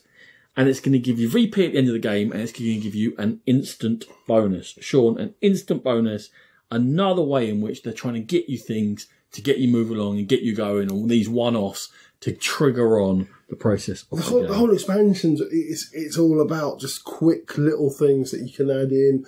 It doesn't interfere with the flow of the game, which is the main reason I think we both liked it, is that it was a quick game. It was a quick flow to the game. It didn't outstay its welcome. So I think everything in this is not essential, but it's also not going to hinder the game. Is that your thought, is it? That's pretty much my thought on the whole thing. I haven't finished yet. I wouldn't have the fifth player, Ronan. 6th. Is there 6th player? Oh, was Artisans 1 to 5. Okay, I wouldn't have the 6th player, Ronan. Wait, I haven't talked about tools yet. Wait for it. Go on, There's tools. When you put the meeple on top of the meeple in the building, in the guild hall, you can, instead of taking a dormant, take a tool, which is free. It adds to your apprentice, and it will give you something that triggers every time that apprentice triggers. So if the apprentice triggers when you go to the king's storehouse, it will trigger and give you the extra thing. Sean, it's another small bonus that keeps you going and gets you more stuff coming in. And it's not quite as powerful as the building adornment, but it's this end of game scoring, I believe, attached to how many tools you've got. That's correct. A small amount. Yeah, you get like 1, 3, 5, whatever for having 1, 2, 3, 4, 5. And it also adds new apprentices and buildings, most of which are themed into having adornments and tools. You just shuffle them into the deck. This should be called Architects of the West Kingdom Zoomy Mook Zoom. Okay. I've got nothing to say to that. Well, Zoomy, very different. Have more. Get going. Build. Yeah? That's exactly what it's like. Okay. Ronan, I suppose this falls into your summing up, because I haven't played it. Is it a must-have? Do you have to have this expansion? I don't. Mm-hmm. But I don't like Dominion Prosperity. Fair enough. I don't like Caverna to Agricola. I don't like, here's the thing to make this game even easier and you get more stuff. So it becomes, how quickly can we possibly play this game? I got a quote about speed gamers the other day. So you know speed gamers, whatever game they're in, they just want to get through it as quickly as possible. Yeah. Isn't it weird that speed gamers are spending all their time in the game trying not to be in that game? Kind of what I feel like about this expansion. It's trying to get you to get through the game quicker. And then you get more stuff, here's more stuff, go. Maybe it's to address what people like Matthew saw in it, because if he said it was a slow start, they've gone, well, you can get stuff easier. I never thought it was a slow start. I think it's always very quick that you can get things in. And in fact, that's one of the things I like about the game, that you have to hair trigger. And as soon as someone has 2 apprentices, and certainly 3 in an area, you've got to start arrested. Because the next time they go there, they're getting 4 stuff. And that's enough for them to really start building 1, 2, 3 cards. And, you know, then they've got 10 things if you let them build up 4 dudes in the quarry, just 4 turns. So so you're watching each other all the time. And the second someone looks like they're going for a run on something, you have to stimmy them with an arrest. And that's how we play, that we're, that's what you're going for. You can't get in the forest. You can't go more than 2. I'm on top of you here. You're not, you know. Yeah. And this one would then allow them, so they got their 2 in there, they got arrested. They got 2 more, they got arrested. They got 6. Really, they want 8 for their plan. Oh, don't worry, I'll just grab one of these that will give me the 2 extra, which you can't stop me doing. And now I'm going to go on my run and do my own little thing and run up the... So it addresses the problem I didn't see. The problem we have in it, now I very rarely play with more than 3, is that everyone just runs up the cathedral as quickly as possible. Yeah. Because when you build a cathedral, you're going to get a virtue and you're going to get a bonus for doing it the first few times. Mm-hmm. So getting that done quickly. And then the difference between having like the second highest tier in the cathedral and the highest is 12 points to 20 points, and can be a big difference, right? Mm. And because you're getting stuff for building in the cathedral, it's not slowing you down that much. And then because you get the bonuses from Age of Artisans, that's not slowing you down. That's helping you make up the difference, if you like. So it actually made the cathedral rush worse, which is the opposite of what I wanted. For me, I learning about this because you made me, because I never really thought I wanted this expansion until now, and looking into it, it tickled me. I went the other way from you. I wanted more. I wanted that Sometimes I despair of you. Likewise. So is that you done with Artisans? I haven't summed up. I'm going to sum up. Go on. It's made a quick game even quicker and easier. It's very well done for what it does. Mm-hmm. It adds in. It's seamless. It all fits in. There's a couple of little things that I blue tacked to the board. Sorry if that horrifies anyone. So that they stick in place. It's got more variety. It's nice. I don't think it's going to change any minds. Mm-hmm. You either like Architects of the West Kingdom or you don't. If you play it like us and it's very cutthroat and you're stimmy and you're trying to keep things small and short and not let people really make big moves, it's not going to help that. If you see it as just a pure race, you leave each other alone and you just race up stuff as quickly as you can to build up as quickly as you can, then it helps that style of play. So how do you play it? And then you'll work out whether it's really for you or not. So moving on to a little game that came out recently, Fallout Shelter, designed by Andrew Fisher, coming from Fantasy Flight Games. This is set in the Fallout world where we are vault officers trying to become the next overseer by making sure that the dwellers in your area of the vault are the happiest. You're going to begin the game with a top floor of the vault, including the outside area available as worker placement spaces, and you're going to start with a small amount of workers, I believe it's 2. And on each floor, a lift lobby that is the beginnings of each player's own floor of the vault. There are also additional rooms available to be built, items to obtain, and creatures from the wasteland to repel. The aim of the game is to place your workers to gather resources, which are water, food and energy, build more rooms, get more workers, repel the wasteland creatures, and earn happiness points to win. Also to note, they do employ the special abilities from Fallout, where you can get a worker to specialise in one of the abilities, and I always look this up because I can never remember: strength, perception, endurance, charisma, intelligence, agility and luck. And when they do this, some worker locations offer additional rewards. I'm getting pointed at in the eye. Did you notice that each player has got a maximum of 7 workers, right? I'm sure you did notice this. Each of them has got a model that relates to one of those.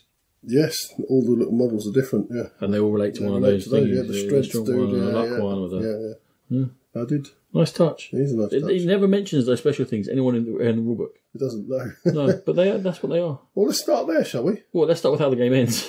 The game ends when one player has built their entire floor, which is Ronan's flashing 6 at me. 6 rooms. 6 rooms, or the deck runs out. Never going to happen. Never going to happen, no. And yeah, whoever's got the most happiness by that point is the winner. Now, we started talking about the production, Ronan. A really, really, surprisingly beautiful production with lots of attention to detail. How is it surprising? It's Fantasy Flight. Fantasy Flight have gone quite samey with their stuff recently. Get out! No, it didn't feel like a Fantasy Flight production. Yeah, it did. No. You're wrong. The little different Pip Boys, aren't they? They were a lovely touch. I like the luminous green, really fits in with the Fallout theme. Only problem I had, brown and white. Blue and yellow, yeah. Brown and white. Why? What rubbish colours. Why are they rubbish? They're not different to anything else. I don't care. Just because you're wrong. I don't care. They're fine. I think you see the world in grey. Well, maybe I do. I don't care what the player colours are. No. Of course it's a good production. It's Fantasy Flight. It's a massive IP. This is going to be on sale in your Waterstones, your Barnes & Nobles, your Targets, whatever. This is for a bigger market than us and our audience. Mm-hmm. Agreed. The game starts where you just start with 2 workers, Ronan. So it kind of starts you off slow. Would you say it's too obvious that you need to just get more workers in straight away? Yes. Okay, moving on. Especially scaling. So at lower player counts, you should start with more workers. Because there's no competition for places. You're not going to run out. My next point, player count is 2 players, 2 are confrontational because you're not getting in each So you should start with 3 or 4 workers and you'll be out. Because all you're doing is finding ways. Like, you'll just rotate whether you're getting... Because you can get new workers, obviously, is one of the basic actions. There's one where you just spend resources, the one that's cost you have to injure someone. And then basically we just rotate them until we get to the point where we've both got 5 or 6 or something, and then we actually start playing. Yeah. It's a waste of everyone's life. It's not a long game. It's a very quick game, under an hour. But you're just wasting time. And the other issue I have with scaling is that you're right. The 6 rooms are out there. There's 12 spots. And when we start off, there's only 4 workers with 2 players. Yeah. But if you start with 4 players, you have 8 workers, and there's more competition, and it's more interesting. So they should have found a better way to scale the game. Yeah, that's a fair comment. We did find that the first half of the game was wasn't as exciting as the last part of the game, because we were just able to do whatever we wanted. And even then, when people start building their rooms, there tends to always be an option for you. It's just much tighter with more than 2. Yeah, definitely. And I think luck of dice rolls and availability of rooms, and even when you're fighting monsters, I think that comes. Go on, explain the dice rolls. Which one? So at the beginning of each round, you're going to roll 2 dice, and that's going to dictate where the sort of wasteland creatures are going to come in and invade each floor of the vault, including your own personal floors. If you roll a 7, then you're not going to get a monster. So if you roll 2 or 3 7s in the game, you might be well ahead of someone who just rolled none of you're those. crazy. You want the hazards, because the hazards score you points. I was gutted if I rolled a 7, or if I roll like a 4 and I've built the high side, because every time one came, I can deal with it and it's going to score me points. And it's such a tight game because people are all going to build 5 or 6 rooms, we found. Because you stay close to each other all the way through. Mm. The decider was who had dealt with most hazards. We found it the other way. I got no hazards at all on my floor. Nat got loads, and she kept having her dudes knocked out and having to go into recovery. But she's scoring points for that. By the time you got 7, having one dude knocked out is... No, you only score points for when you defeat the monster. Yeah. Yeah, but she wasn't defeating the monster. Why she wasn't getting some enough guns? Well, she had to go out and get guns, and all the time I was building rooms while she was having to try and get rid of stuff from my floor. This was not our experience. Like, you just send one dude out to get you a gun, you've got the gun, you send the next dude to fight. It was really simple to deal with hazards. We found, anyway. Mm. Like, you didn't need massive rolls to deal with them. I think she was unlucky, don't get me wrong, which is why I mentioned the sort of dice roll with luck. There is, just to bring people's attention that there is that luck factor in it to a degree. I think she was particularly unlucky. I think it needs to be mentioned. You have to deal with them every turn. Yeah. You know, did you find yourselves going into each other's rooms much and giving away the resource? Not at first. I think towards the end of the game, water tended to be the hardest resource to get. So in our game, I managed to get, I think, the 2 water rooms, the really good water rooms that came up. Yeah. And Nat was kind of forced into my rooms. Yeah, that happened as well. But if you get... So what I found to counter it was... So Sean mentioned you can train your workers up for 1 round to be boosted in one particular stat. Mm-hmm. So let's say the water needed, say it was intelligence. I built rooms that allowed me to train in intelligence. Yeah. So that when I went in next time, I'd get 4 water and you don't get 1 thing. So there's a way around it. A little way to think around it and stuff like that. And the touches with the special characteristics and the way they link to what rooms you train in. So it would be like a library would give you intelligence. Yeah. But a gym would give you strength. But it's not mentioned anywhere. No, but it's just all nice little and then the strength would be used somewhere that made sense. Yeah. And then when you go out to the wasteland looking for items, they were all from the Fallout world and stuff like that. And it's very much the cutesy end. It's the cutesy end of Fallout as per the app, rather than the hardcore going around and murdering everyone of Fallout 4. Yeah, it's all based around the Pip-Boy thing that you wear on your wrist. There's lots of thematic touches there that don't force down your throat, but if you know the whole milieu, you're going to appreciate more.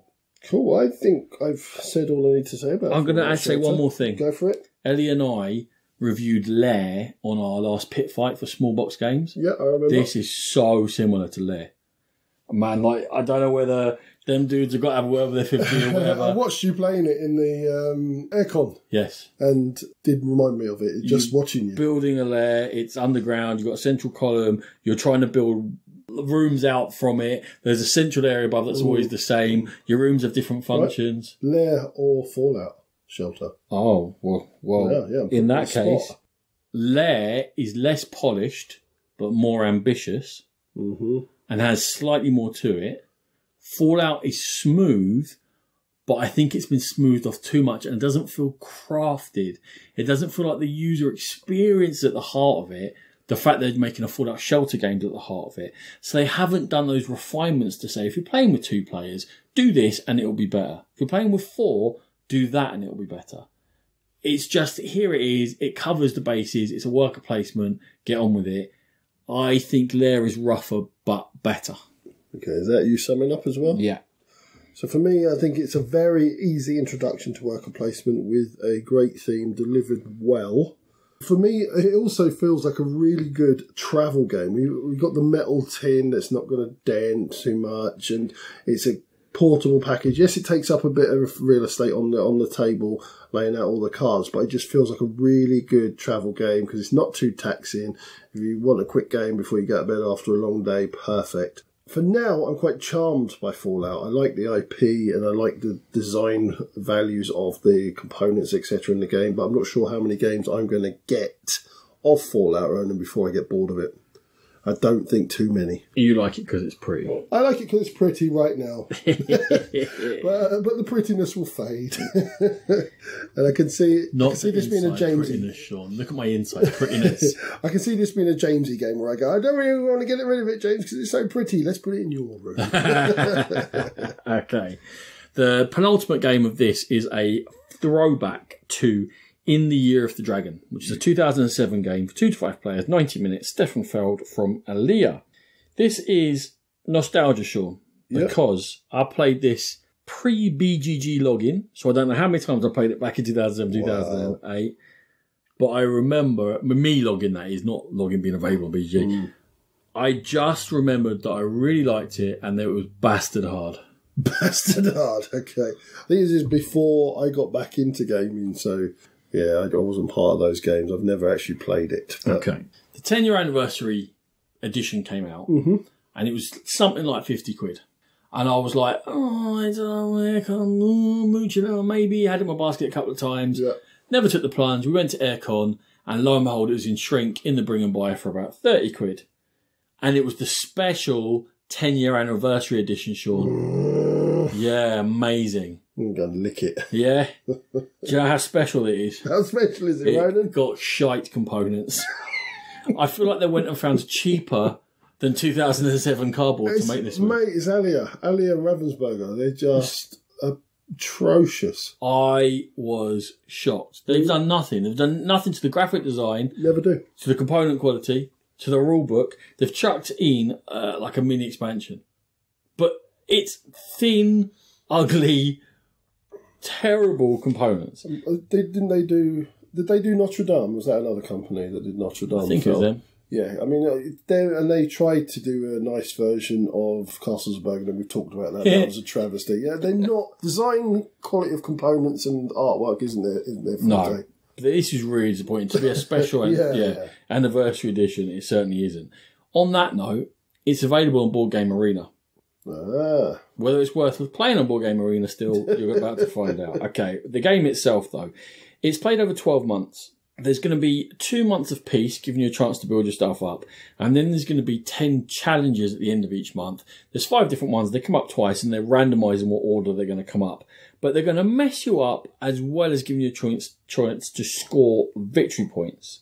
Now, in order to deal with these challenges, and we'll get back to what they are, everyone starts with palaces, 2 palaces, and they have roofs on them. And you can set them up yourself, but each palace in the whole game can only have a maximum of 3 roofs, meaning it can hold 3 people tiles underneath them.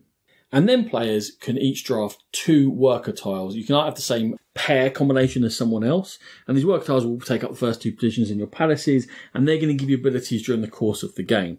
In each round, there are 7 actions that are split up, and the way they're split up is dependent upon how many players are playing, but it means that actions will be grouped together. And then starting with the first player, they're going to put their dobber on a group of actions and choose one of them to do.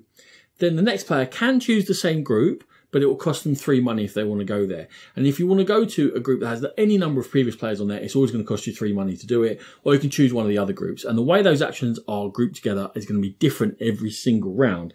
It is very much part of the challenge. Once you've chosen whatever the action is, again, we'll come back to it, you're going to get to recruit. You've got a deck of 11 cards. There are 9 different types of people to take from. You've got a specific card to take each of the 9 different types of people. And then there are 2 wilds, which is a big part of the strategy. What are you going to spend your 2 wilds on? What are you going to boost up? Also, when you're taking people tiles, there are 2 things to consider on them. Because for 6 of the 9 different types, there are 2 varieties. One which is more effective but will not boost you forward far in the turn order track, and the other one which is less effective but will boost you further forward in turn order, giving you first dibs at those actions, which can obviously lead to you having more choice of what you want to do. Now, I'm going to get to what these disasters are, and then that will bring back to what the actions are and who you are trying to recruit. When you do the action for money, you're going to get a certain amount of tax and a number of tax men that you have recruited into your temples. They're going to give you more money, and 2 of the disasters are you have to pay 4 tax to the emperor. For each tax you can't pay, you're going to start losing people. There are books you can get via an action, and there are scholars you can get. If you choose the books action, you're simply just going to score points. Do you want to score? There are farmers you can recruit, and then you can harvest rice using an action, because there are 2 famines that are going to take place in which you're going to have to pay rice for every occupied temple you have, and for each rice you can't pay, you're going to lose one of your tiles. There is a fireworks action. You can have fireworks makers. You take the fireworks action, you make fireworks. There are 2 fireworks displays. Whoever blows up the most fireworks has the most, scores points, but half how many they've got left. So that is a chance in which you're spending your precious actions and recruitment to get fireworks to score points, but they're not going to help you with the tougher challenges ahead. There's the ability to move forward in turn order according to how many soldiers you have in your temples, in your palaces rather. Soldiers are also going to help you fend off a Mongol invasion, which will happen twice. When that happens, whoever's got the least soldiers is going to lose points, whoever's got the most is going to score. There are favours you can spend your money on, which will score you every single round, but then you won't have the money for the taxing or to choose the actions. And then finally, I said you only start with the ability to hold 4 player tiles. You can build, which will give you more roofs, will allow you to hold more player tiles, but again, you have to recruit builders in order to build efficiently. So Sean, it's all about balancing. Am I taking these actions to score points now? But if I do that, am I at risk of falling apart with these disasters later? Now, I said I remember it being bastard hard. What I found this time around playing it, with many more years of playing game experience, bastard hard. was that it's not bastard hard to survive. It's bastard hard to score points and also survive. Right, so one evening when you were out of work, myself and Rachel were talking about games, and Rachel mentioned that it felt really brutal and very hard to come back if you get behind. So I had a look on BGG, and there's loads of people with the same comments, and the one that I've picked up was, I know the game is supposed to be punishing, but it never felt like I could do the things I wanted, because each round was just knocking me down more and more, and I could never get done what I needed to avoid the next round of punishment. Does that ring any bells? You have played poorly. You say Rachel played poorly. She will admit that she played poorly. She took a risk, it didn't pay off, and then what happened to Rachel at that point is the whole thing started cascading, and she ended up for half the game with nothing. No tiles, no money, no palaces, just watching us play. And at the end of the game, a lot of your points that you haven't scored during the game is going to come from, you get 2 points for every person tile you have left. That's why you want rice. That's why you want, there's a plague that comes and you can have doctors you've recruited to stop them from dying, but she didn't plan for it. So they all started dying. And once they started dying away, then she didn't have the ability to take the actions. Like if she taxed, she got hardly money. She had no tax man. Mm-hmm. When she tried to deal with the farming, she didn't get much rice. She couldn't pay for everything, so more people died. And she overreached for scoring early. So is it a game where you really do have to know the game already and have a long-term strategy, almost right from the get-go? Well, you can try that. The problem is, unless you're first in turn order every time, you're not going to have the ability to choose the actions you want, and you don't know how the actions are going to come out. Right. So a lot about it is, when is the right time to... So you want to have 2 or 3 options available to you, which are valid each turn, and then decide which one. Well, I can do this one for free, which means I have to do this action next time. So let's say I need to build, I need to get rice. Well, I can get build now because no one's on it, and I'm not going to pay 3 extra for it. Mm-hmm. Next time round, if I don't have rice, I'm going to start losing people, and that's going to put me in a hole. Then I have to make sure I have the 3 money to take the same action as someone else, because if I'm not first in turn order, then they might get ahead of me, maybe deliberately. Yeah. Because you can see what each other need. So then am I making sure I've got the 3 money? And if I haven't, then I'll have to tax this turn, which means I can't build. So one of these tiles that I've got is going to have to go because I don't have room to take another one on. Mm-hmm. And that's where it comes from, where someone taking something, you have to be flexible within your strategy. Okay. The only question that I've got, I want you to talk a bit more about the game, because I don't know the game, and then I'm going to ask you some question about comparisons later. Okay. So there are limited paths to go down. You have to deal with the same 10 things, but there's the variety within when you do it and how you time it, and when it's a good time to take something.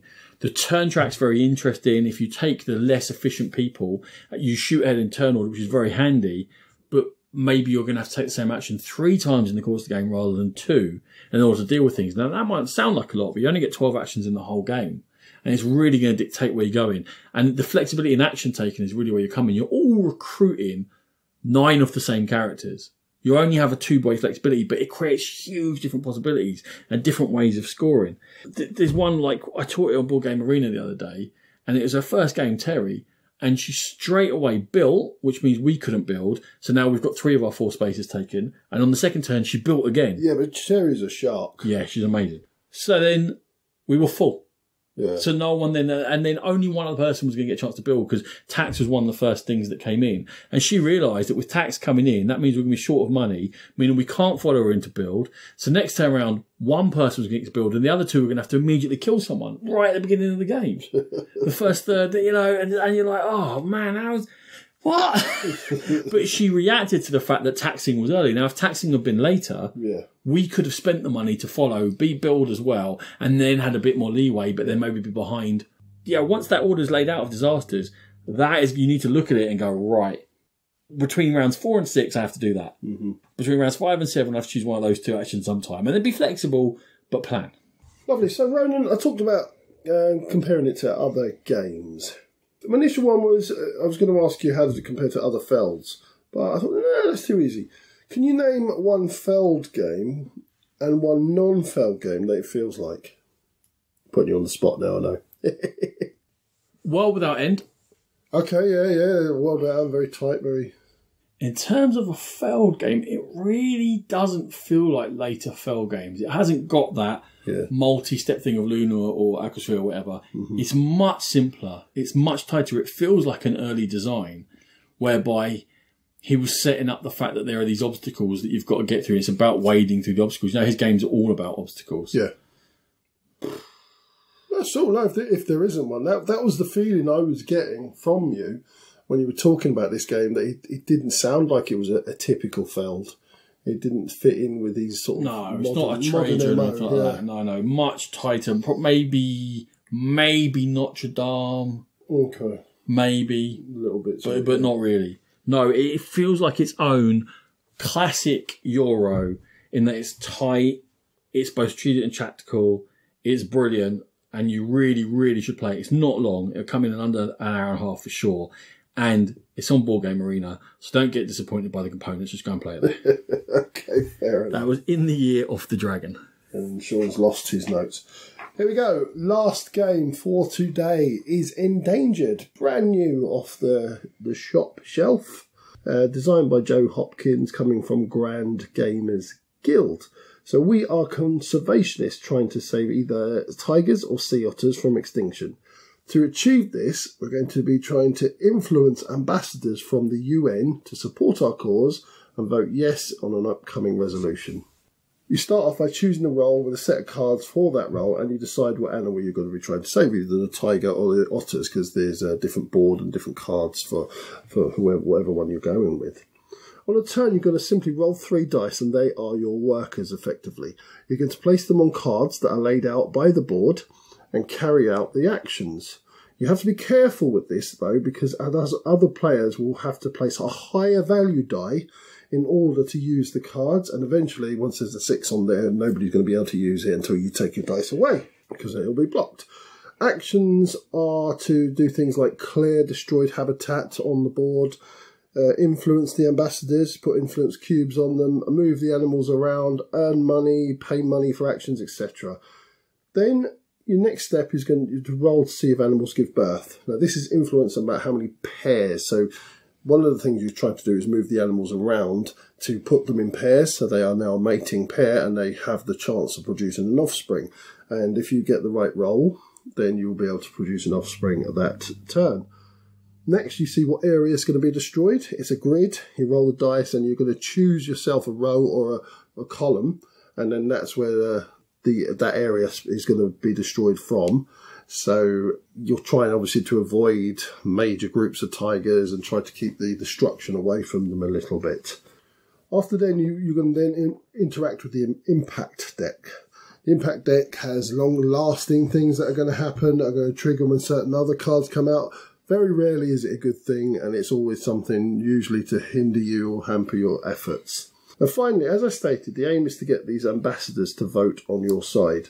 At first, you don't even know what they want to achieve to get their vote.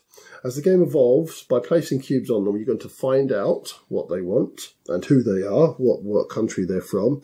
And these things sort of range from getting a certain amount of action cards on display, because that's one of the things you can do in the game, I failed to mention, is place action cards on the board. So you're increasing the amount of action cards that you get, Ronan, and increasing your options and putting more powerful options out there. Oh, I'm aware. I've got a comment on that. Oh, have you now? So as I said, some of the ambassadors want certain things like how many action cards have you got on display, how many impact cards are on display, the number of animals alive, etc. Some will be supplemented by a dice roll at the end when the vote comes through. And all throughout the game, you can place influence cards on those ambassadors to lessen their needs. Each cube will lessen their need by 1. So it's a juggling act. And I think... Are you actually juggling tigers? I'm juggling tigers again. Wow, that's amazing. I know I've been told not to. It's not fair. For me and Nat, the theming of this had us very invested. We love a tiger. We like a sea otter, but we love a tiger. We've only played the tiger version so far. We've played that a few times. And when you play with the tigers, you're trying to insert a clause into the UN article. He's here all week, ladies and gentlemen. We like tigers. I love Lamp. And we were very invested in saving the poor creatures. Is it just because of the meeples, the otter meeples and the tiger meeples, and you can get panda meeples in the expansion? Yeah. Is that it? Is that the key? We'll get into the expansion. Is that the key to why a lot of people like this game? Because of the cute meeples? Yeah, and... You're on a run of different meeples, because you like your little Fallout boys with your specials. Yeah. And now you like your... There you go. Little tiger meeple. That'll get the money out your wallet every time. You have to do a little as you move. What else would you do than do a not tiger impression? We can always tell. Remember that time I was going to say, we were at Whipsnade. And I was overstanding by the tigers and they had a fight. And Ronan came back. He was feeding a little baby tiny Ellie. She was a little big one. And the roar had upset her so much, Ronan was giving out about the ignorant pig who had gone past on a Harley Davidson. Right behind my head. Right behind your head. Shook the floor. How far away were you from where I was? 50 yards, maybe? I'd say it was more. Yards. I'd say it was more. I like you still measuring in yards, though. Gives me a 1950s real Peaky Blinders. And I was like, you wouldn't have it. It was the tigers having a row until you saw it later for yourself. And then I heard like a lickle bickle roar. Yeah. I was still a bit annoyed. He went, I was like, whoa! Did that little place shook? Tigers are scary, by the way. I don't know if you need to know that. Right. Oh, gorgeous. Do you want me to tell you why it's enraged me before we get into any gameplay? Enrages you? Yeah. Wow, I never thought this would enrage you. Yeah, it has. Go on then. You are a unique snowflake. Because one of the selling points I've seen mentioned more than once is spot UV on the box. I didn't even know there was spot UV. No, well, exactly! So why is it being mentioned all the time? All right, I'm going to talk about actual gameplay. Do you know what I like, Sean? I'll tell you what I like. That whole idea of the fact that you're laying down the action cards, which becomes the actual actions you can take, and you're creating your own options. That sounds interesting. Yeah, absolutely. And as I mentioned, it also can feed into what the ambassadors want. But yeah, you're creating your own sort of tableau of actions, and you're doing it between you. And each person has their own deck and some unique cards in that deck, and it's when to use them, how to use them, and once you place them, they're available to everyone. So you start off with a very basic set of basic actions. Basic. You're truly basic. And you evolve your action space. Now, was that like a species joke where you evolve your space? Is that? No. It wasn't? No, not really. Okay, all right. It was good, though. Was it? Yes, it was. Yes, yeah. That I like. Here is my fished from the comments general concern. Okay, go on. And I'm going to amalgamate some thoughts people had into what it was telling me is that as can be an issue with co-ops, there tends to be a small window if the game in timing. So you play for a bit and then you get to this small window. And what happens in that small window, nearish the beginning of the game, will then set you on a swing towards really quite easy, really quite difficult, or somewhere in the middle. And it can swing a lot. And once that's set on that path, you know that you're going to be really struggling all game, or it might be a bit of a cakewalk. And people have had both experiences. I think the dice kind of work against that to a degree, because you might set off on a certain track, but if the dice don't go your way and you start eating up habitats, so if you eat up a habitat with the tiger on it, then that tiger dies. Poor tiger. So if you lose some habitats early, are you definitely down for a hard game? No, you've just got to readjust what you're looking to do and clear that destroyed habitat, replant trees, etc., and make sure. Then you've got to concentrate and make sure the tigers are away from those areas. It's a balancing act in that you can't target an area with the dice for that roll that has no tigers in it. So there has to be a chance of a tiger dying. So maybe you leave one poor sod off on his own to take the risk. I don't like you leaving Ronan Tiger out there again. I've had enough turns. And the same with the mating. You might manipulate it so that you've got a great chance of... So hold on. I'm getting left on my own to maybe die and I can't mate. You can't mate, no. That's not polite. To be fair, the world needs that. My GP is looking into it. You be quiet. So yeah, I think that goes against it slightly. And certainly from our perspective, we've played it 3 times now. We've failed once and succeeded twice, and every single time, and I think it's in the mechanics of the game, because there are dice rolls at the end, every single time it's been right to the wire. You're starting to sell me. I hadn't paid it any attention. I wasn't going to pay any attention. You brought it to me. I was like, because people call it like an educational game and you'll learn about it. And I'm like, okay, that's not really... The whole, what you've told me has piqued my interest. I think I need to borrow it. Tell me otherwise. I won't tell you otherwise. I think you do. I think Rachel will really like it, and I mentioned that to her. I think you... But when the tigers die, she's going to be distraught. She is going to be distraught, but if she manages to save the tigers and get that resolution, she will be happy. She'll be skipping. She will be happy. She will be very happy. I so rarely make her happy. It seems like I should. And there's lovely little touches, like you get male and female on either side, so each role has the male or female version. And as I mentioned about the unique cards in the deck, and I think it's not the hardest cooperative. It's not hard to see what routes you go down on, but I think the dice rolls, etc., keep you on your toes with this one. You go down on. That's what you said, and I'm leaving it in. Go for it. I really, really like this game, Ronan. Nat won't actually play it all the time because she gets too stressed out because she's so desperate to save the poor tigers. Okay. I don't know when you play otters. Is it true that you pretend you're Joe Exotic? You've set up cameras in my house again. I will not be Carol Baskin again. I refuse to. Yes, I do go out and shoot random things with my high-powered rifle. That's nice. And I have a little wrestle with the cats. And you'll never find out who my first husband is, and that's just the way that is, all right? Live with it. But, yeah, I thoroughly recommend Endangered. I don't think it's for the deep gamers. Undercover? Deep undercover gamers. I think quite a light introduction, but a fun one at that. A fun play with some endangered animals. A fun play with some endangered animals. Sweet. Any other business? Has Kickstarter tickled you? It really hasn't. Well, we're recording quite quickly after the last one. We are, yeah. So it's kind of the same games that are still in the offing. Do you know, there was a little thing. You know the Leader series of solo games? DVG? Yes. Hornet Leader and Phantom. Yes, I saw it, yeah. There's a whole big bundle of it. But now, do you know what? I've owned 3 of those games and never played any of them.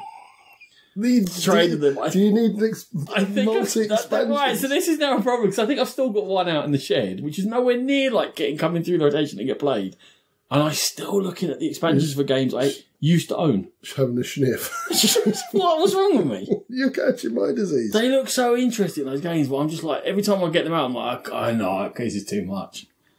Too much to learn. I ended up back in Trinidad. I didn't get round to looking at it. I just left it on. Are you still getting that Atlantis game? It's still... You better tell me, because I'm relying on you backing that now. I'm not sure. And with my Nemesis play, you're definitely going to be adding to your Nemesis lockdown pledge. Oh. We'll see what happens there, but something's getting given on. Do you know, I wanted to mention something. This wasn't a Kickstarter, I just bought this. Have you seen the new Rio Grande game that just came out? Now, you might not think it's a Rio Grande game, because it looks like it's got nice components. Go on, remind me. Nevada City. I've seen it mentioned, yes. 2-hour, meaty Euro, Old West theme. Nice components, and from the designer, I didn't write his name down very well, but it's Alan something. Alan something, oh yeah. He designed Inca Empire. I don't know if I've ever played it. Yeah, well, I played it in the Windmill back in that time, and it was really like tight and thinky and different. And I remember. It took you ages. Yeah, Steve Padgett was playing, so. Wow, that's me. It was really like, and he hasn't designed many games. And this is a thinky, deep Euro from him. And you like a bit of Western. Mate, do you know what? I've got hopes for that. It's on its way. Oh, it's on its way? No, I paid for it. It's coming. It's not the sniff. It's not a KS. It's out. Not post-sniff. But it hasn't, like, you'd think that people are after, well, that we talk to are after deeper Euros. They seem to be cruising in stealth mode. Yeah. I'm predicting, with zero information to go on, a sleeper hit. Okay. We've both bought the same game again. The Search for Planet X. We have. Why? Is that going to be in your next tranche of reviews? It might be. It's certainly something that Nat's interested in playing. So sweet. I pretended it was for her. She, look, got that for you. Don't listen to this, Nat. Nice. Groovy. Okay. Anything else going down? No, I'm all good, mate. I'm all good. Just working, plugging away on the railways. About to go on my 7th night out of 8 and 11. And they're all 12-hour nights. Yeah, that's nice. Yeah, I'm doing well. You're actually looking okay. Quite surprised. It's the cocaine. Right. I'm off to actually take some cocaine for my back that I've gypped. Thank you, Sean. Thank you, Ronan, for putting me up again. We, in case you didn't realise, we are in the same room again with each other. It's very handy. It is quite handy. You might have to leave home and move it. Thanks, everyone, for joining us. And we will catch you next time on The Game Pit. We will indeed. And The Game Pit is, as always, a proud member of the Dice Tower Network. Go to the network and the Dice Tower itself for gaming goodness galore. We are on Stitcher, iTunes, Podbean, and something else that I can never remember the name of it. SoundCloud, Spotify, there's Antenna Pod. This is going to be a regular thing because I just can't remember that one. No, you can't. No. Bless you. We have our social media pages. You've got too many special attributes. Oh, well, indeed. No, I don't. And we're on Facebook. We have an Instagram account, and we're on Twitter at GamePit Podcast. If you wish to contact us, our email address is thegamepitpodcast@gmail.com. And one of our favourite places for you to contact us is on our Board Game Geek Guild. And please do. We never get questions. Send us some questions. We'll answer them, I promise. Maybe. And yeah, thank you everybody for listening. Don't forget that Ronan has finally pulled his finger out and's got his pit spits. Where are yours? Your project. I'll pop in every now and again with one. His pit spits are up and running, and they actually look quite nice now that Mike's dealt with them for us. Go and see them on the Dice Tower or even our own page. And thank you very much for listening, and we'll catch you next time. Music by E. Aaron.